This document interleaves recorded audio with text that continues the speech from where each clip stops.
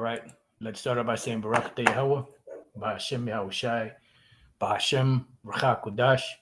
All Welcome right. to another live lesson.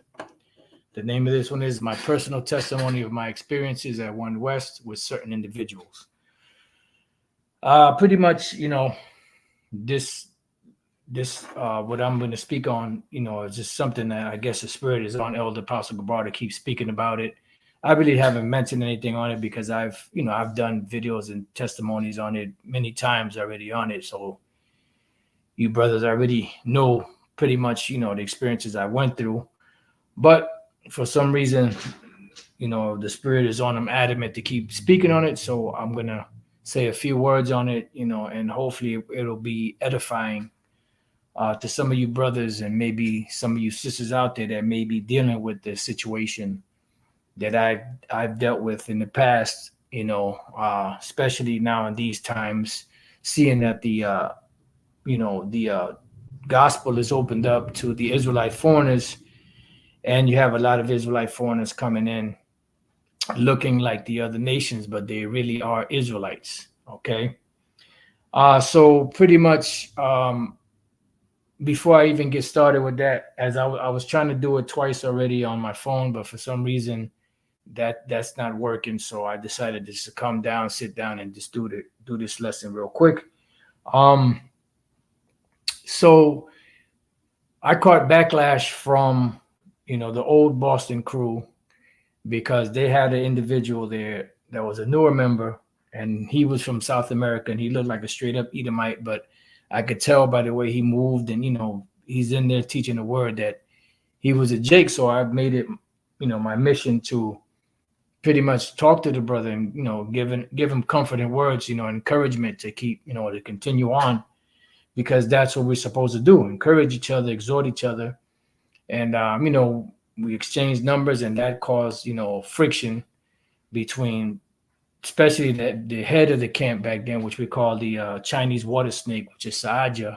He was the main one, and I guess he turned them against me, because the reason why he was mad at me was because they used to give us cassette tapes for us to learn, from their teachings, because they've been in it longer than we were.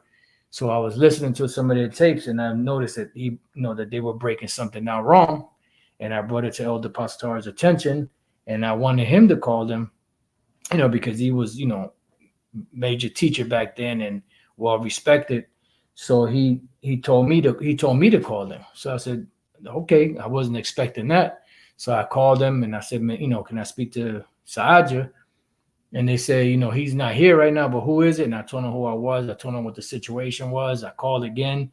So he wouldn't come to the phone, but I didn't know that at the time, and this is what led to the whole demonization and the whole thing that went down. For those of you that remember the councils that we spoke about at the House of David, that was one of the things they, brought up dealing with the Cornelius thing, and that individual and him calling me when he wasn't at the actual council. And it was agreed at the council that we were not supposed to speak about this. So if he wasn't at the council, how did he know to call me about the council and talk about what was spoken at the council if he wasn't there? But that's it, neither here nor there. That's another story for another time.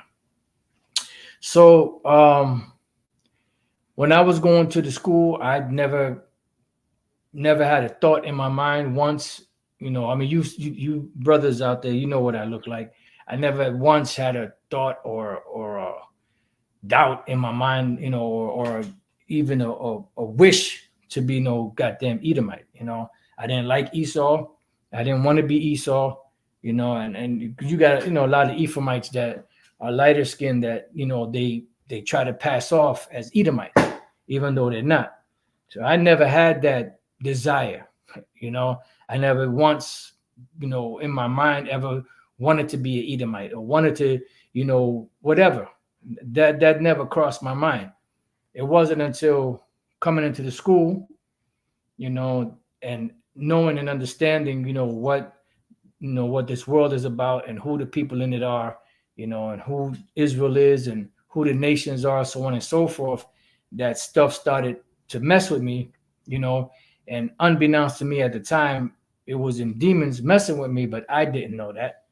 because I'm fresh into this thing. I don't really understand, all the intricacies of the truth like that. And,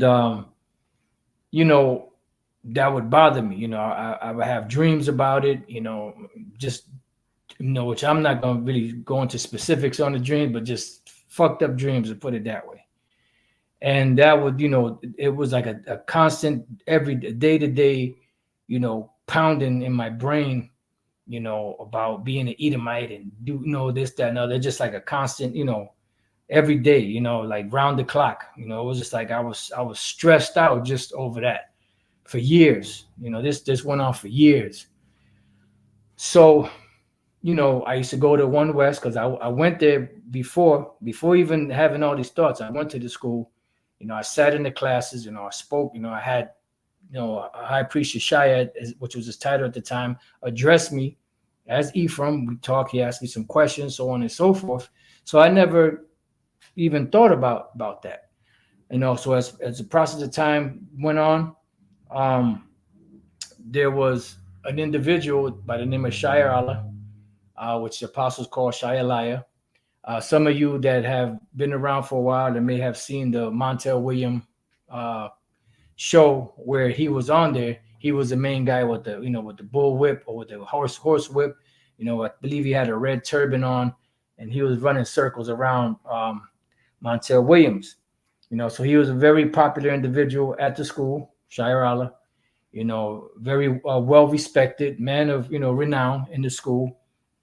Up there, of course, unbeknownst to me, Elder Pastor Har and the other apostles knew that he was a kiss ass, but nevertheless, it is what it is. He's there. He's way higher than me, in the ranking system, which, we never cared about that BS either.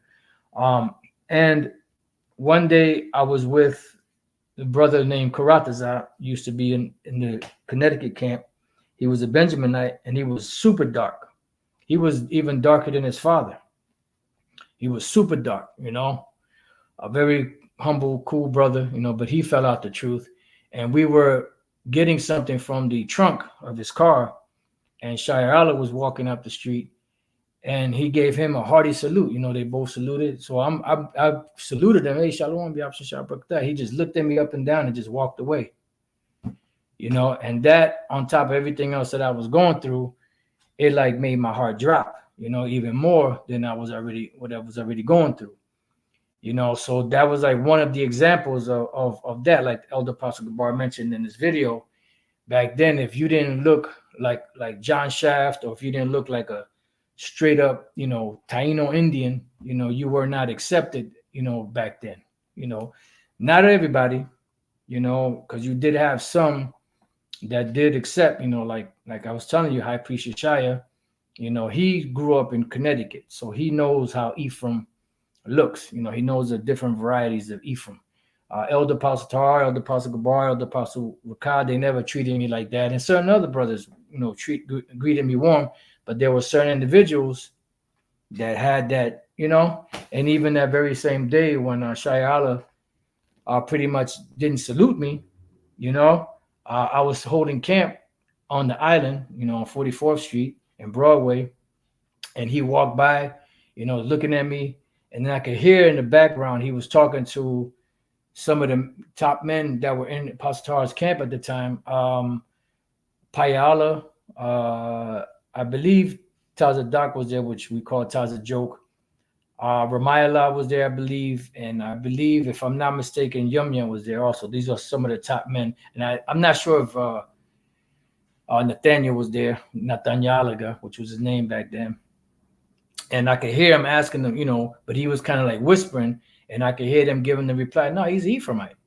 So I could see, yeah, he's inquiring about me, basically fucking with me, So that was like an experience, that I do share from time to time, but I don't speak about it all the time. And pretty much I'm just sharing it. But like I said, the apostle is on, like the spirit is on him to keep speaking about it. So I said, you know what, let me just say a few words on it. If anything, for the edification, or not so much edification, but the comfort, certain of you brothers and a few sisters that may be going through the same thing, if you're in this thing, you understand, just keep on fighting, because there were certain scriptures that would get me through. One of the main ones is in the book of Ezekiel, chapter 44 and verse 9.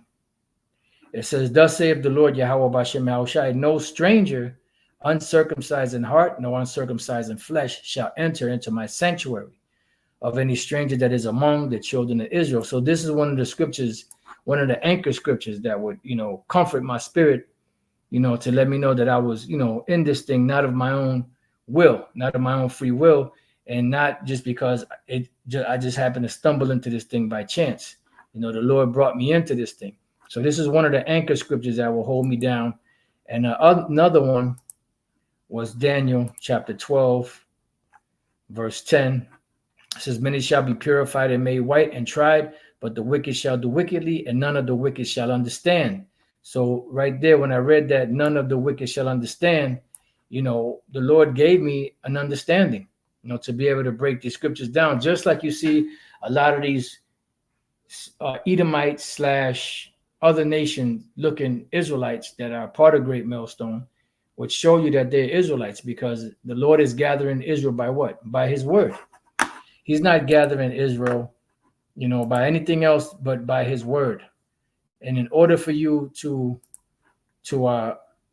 get this information, this knowledge, this understanding, it has to come directly from Yahweh Bashem Yahushai. You're not going to get this any other way. Let's go real quick to Baruch chapter 5 and verse 5, just to get to the point. It says, "Arise, O Jerusalem, and stand on high, and look about toward the east, and behold thy children gathered from the west." And we're in the western hemisphere, unto the east. So we're being gathered from the west unto the east. It says, "By the word of the Holy One, rejoicing in the remembrance of the Most High." So this word is what gave us the remembrance and the rejoicing in Yahweh Bashem Yahushai. But just as anything, we all have our crosses to bear, and every man's cross is different. Some may have similar walks in this ministry, but not always is every man going to go through the same exact thing. Everybody's going to have a different walk, in this truth, so it all depends on what the Lord has prepared for each individual. All right. So this scripture would get me through, one of the other ones, "And none of the wicked shall understand, but the wise shall understand." And then, this scripture here is heavy too, but I didn't think about this scripture back then much, that the elect were being gathered by the word of the Holy One, and then rejoicing in the remembrance of the Most High. So another one here, this is just to prove that we all have our crosses to bear. And whatever our cross is, we may not understand it at the time, but as hard or heavy as that cross may seem to bear, it's set up that way so that we can, deal with it, endure it, and be made mentally stronger from it. Because I could have fallen out. I could easily fallen out. If I would have succumbed to that. If that was the will of the Lord. But I would fight. And pretty much fight. And just pray all the time, and just pray, and I would fast and pray, and I was a hot mess. But I didn't understand it back then. But I understand it now, that even now in these times, you have brothers and sisters that are coming into this thing that don't look like your typical Israelite. And a lot of these different camps shun them away because they're not spiritual. They look at the outward appearance without even trying the spirit to see if they're Israelites or not. And they just run them away, run them off, and that's not the way to do it. We teach the word, and we just tell them what the scriptures say. Look, if your father's line goes back to an Israelite, then you're an Israelite. But if it goes back to the nations, then you're a heathen and you're going into slavery. Because a heathen is not going to stay there and take, the spiritual abuse, so to speak. I could give you another testimony once I read this, if I remember, from the elder Bishop Ayathan 1 Corinthians 10:13, there had no temptation taken you, but such as is common to man. So we all going through bearing our crosses, going through the hell that we go through. And it's all tailor-made for each and every one of us, because the Lord understands our strengths and our weaknesses. And it's better to strengthen your weaknesses than to strengthen your strengths, because your strength, you're already strong in that area. You could only get stronger, but with the weaknesses is better to strengthen your weaknesses, and then that will make you even stronger in those areas where you're lacking in. And when you get stronger in your strong areas, that'll even make you more of a spiritual soldier to fight for Yahweh Bashem Yahushai in his ministry. It says, but the Most High is faithful, because he's the one that's given us the different walks that we walk through, who will not suffer you to be tempted above that you are able, but will with the temptation also make a way to escape. You see? So he's going to put us in situations that we have to bear, but he's also going to make a way for us to escape it, that you may be able to bear it. Because at the end of the day, bearing a cross is bearing a cross to be able to become stronger. The Lord didn't call us to destroy us. He called us, to into this thing to build us up so that we can be better ministers, and what better minister than someone that goes through an experience that could help others in navigate their way in the truth. You see? And then the other thing that I wanted to speak on that just came to mind was the elder Bishop Bayathan. When he first came to the school, it was him, and he had a Elamite friend, East Indian, that was a very good friend of his.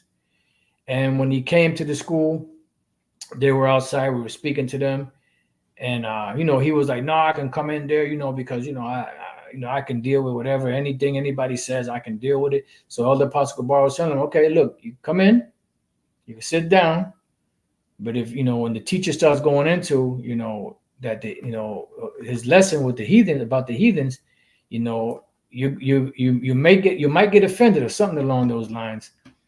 And the one that was teaching, which was Rashawan at the time, he was teaching, which he fell out years ago. He wasn't the greatest teacher. He did teach. He wasn't the greatest teacher, but the Spirit was on him to go heavy into that topic of the heathen and not being part of this. So after I don't even think he lasted a minute. He jumped out of his seat. He said, "I'm leaving." He said, "I'm get out of your temple, so I don't pollute your temple with my Elamite presence," or something along those lines. And he walked out, and he told Bishop Bayathan. He grabbed him by both of his arms. He said, "Look, tell me I'm the devil. Tell me I'm the devil." Apostle Gabar said, "I'll tell you you're the devil. You're the devil." And then he left. And I know that was a very hard thing for the bishop to deal with, because they were close friends. And I had a close friend that was he was a Greek, and at the time, I didn't know any better, but I think them individuals were Israelites, but I cut them off because I thought that, look, this is it. Anyone that's don't belong, they got to go. But I didn't understand back then the history and how these individuals that I was cool with that were Greeks could have been Jakes, and come to think about it, I believe they were, but I didn't know that at the time. So I cut them off. I cried, because it was a hard thing to do because we were very close friends, the main one, he pretty much did a lot for me, so it was hard, but it was what I thought was the right thing to do. And had he been an Edomite, that's the right thing to do, because you got to cut shit cold turkey. But, they could be Jakes, and thinking about it, they may just be Jakes, but that's just the deal. That's just how it goes, So you brothers that's in this thing, you're not in here by chance. And the Lord is gathering his elect from the four corners of the earth. He's using his word to do it. So if you understand this knowledge, you understand this truth, you're out there fighting, defending the gospel, teaching it, understanding it. One thing I tell you that the elder pastor told me years ago, because that was another thing that helped. They would talk to me, and try to reassure me, But the thing is, in being reassured, you either have it or you don't. You either build it up, or you don't. And no matter what anybody tells you, it's not ever going to be enough, because you're looking for that silver bullet uh, answer or word that's going to make you feel better, and it don't work like that. Nothing, good or nothing valuable comes easy. And what he told me is that, look, brother, just keep being diligent and stay to the end, and don't fall out, and you won't be an Edomite or something along those lines. And that's the truth. We're the Lord brought us into this thing. We got to push forward and drive, and keep on going, and that's the only way we could do it, through the inspiration of Yahweh Bashem Shai. Today's been a real funky day for me spiritually, physically too. Just a lot of ups and downs, a lot of battles that I've been dealing with, and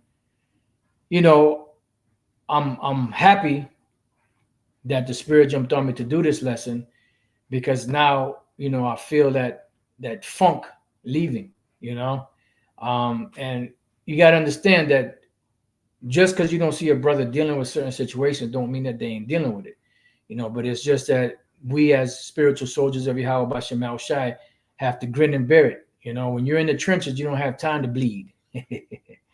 You just got to jump in, with both feet, and let the Lord do the rest, because it sometimes it gets tough. It gets hard. Some days are easier than others, but it's the hard days that determine the fight that's in you, pretty much, and it's a battle to the end. Remember what the Apostle Paul said: fight the good fight of faith. And sometimes these encouraging, exhorting lessons are needed to help, brothers and few sisters out there that may be going through whatever they're going through. And this certain testimonies and words could help, just get them through that tough road. They might have come to a roadblock, and, you encourage them with certain words and scriptures, and it might just help them to get over that hump, to allow them to go downhill for a little bit, to the next time they got to go through that hell. Remember, when Yahweh Shai was tempted, right? It said that he was tempted, and it said, and after he beat Satan, it says that Satan and the demons pretty much left for a season. You see, they left for a season, but they're gonna come back. You just got to deal with it. But it's it's gonna be ups and downs. You're gonna have your ups and downs. But the thing is, we can't just stay stuck in that rut. We got to be like water, my friend. We got to keep moving. We got to pray and continue to move. Sometimes you just got to throw yourself into something, and I'm grateful to Yahweh Bashem Shai for all of the inspirations that he's given us to continue on and to keep pushing, and to be able to, break scriptures down, go through the prophecies, hit all these different points, and also do exhorting videos to help, with the, the encouragement, of certain brothers and sisters out there that may need a few words, because everyone doesn't have the same. Then every spirit is not built the same. You have some spirits that are strong that don't need any kind words or exhortation or, faith boosters, because they got it. And then you have those that need it, and this is why it's a body, and I'm grateful for that. So that was my testimony on it. Like I said, I wasn't going to say much on it, but the Spirit kept getting on the Elder Apostle Gabar. He said he don't know why I'm not speaking on it. And that's pretty much right, because I had already mentioned it before plenty of times. But you have newer brothers and sisters coming in now. Maybe they needed to hear this, and, that's the bottom line. The Lord got me through it. He could get you through it also. So don't pay attention to what these people say, because at the end of the day, you didn't bring yourself into this thing. We didn't bring ourselves into this thing. Yahweh Bashem Shai did. Let me leave you with the book of St. John, chapter 6 and verse 44. Right? It says, no man can come to me except the Father which have sent me draw him. So we didn't bring ourselves into this thing. Yahweh Bashem Shai drew us to this. And the beautiful thing is that he drew us to the right names, to the right, doctrine. It says, and I will raise him up at the last day. And we're being raised up right now. And the very last day, when all hell breaks loose and the destruction comes, the elect will be raised up into Yahweh's chariot. You know? Matter of fact, I'm gonna read. Oh man, that's a beautiful precept. I'm gonna start with this one here. Yahweh hopefully elect 777, Jude 122. And if some have compassion, making a difference, right? Because sometimes you need that compassion. Some brothers are just rough like that. They don't need it, but sometimes you need it.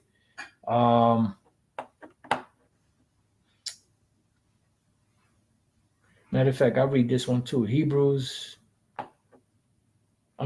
Second Corinthians 4:10. Always bearing about in the body the dying of the Lord Yahushai, that the life also of Yahushai might be made manifest in our body.